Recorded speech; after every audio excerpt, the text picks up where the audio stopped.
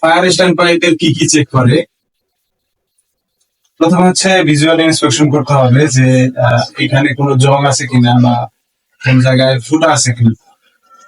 দ্বিতীয়ত দেখতে হবে এই যে লকটা, এই লকটা ঠিক আছে কিনা।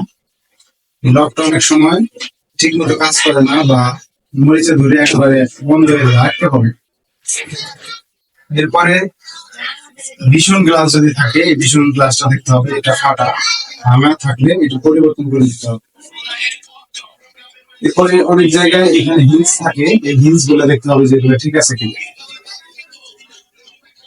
মোস্ট ইম্পর্টেন্ট হচ্ছে এই হোস পাইপটা দেখতে হবে যে হোস পাইপের মধ্যে কোন জায়গায় ছেঁড়া ফাটা আছে কিনা, যদি থাকে তাহলে চেঞ্জ করে দিতে হবে।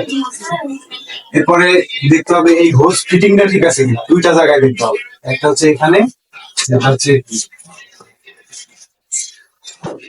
ফিটিংটা ঠিক আছে কিনা। এরপরে রাইট অ্যাঙ্গেল বাল্ব যেটা, এখানে কিন্তু দুটো পার্ট, একটা হচ্ছে এখানে থ্রেড, এই থ্রেডটা অনেক সময় লুজ থাকে, সেটা দেখতে হবে। এরপরে হচ্ছে যে হুইলের যে অংশটা, এটা লুজ আছে কিনা এটা দেখতে হবে। হ্যাঁ, এরপরে এই র্যাকটার লক গুলো ঠিক আছে কিনা, এখানে একটা লক আছে এটা ঠিক আছে কিনা এটা দেখতে হবে। আর ফাইনালি হচ্ছে যে এই মানে এই পুরো বক্স ভিজুয়ালি ইনস্ট্রাকশন করতে হবে যে কোন জায়গায় ময়লা আছে কি, যেটা তো সব থেকে বড় একটা ইস্যু, ময়লা থাকা যাবে না। যেমন এই যে র্যাকের এইগুলোতে ময়লা থাকে, ময়লা থাকা যাবে না, কিংবা অনেক সময় মাকড়সা বাসা করে, এইটাই। ঠিক আছে।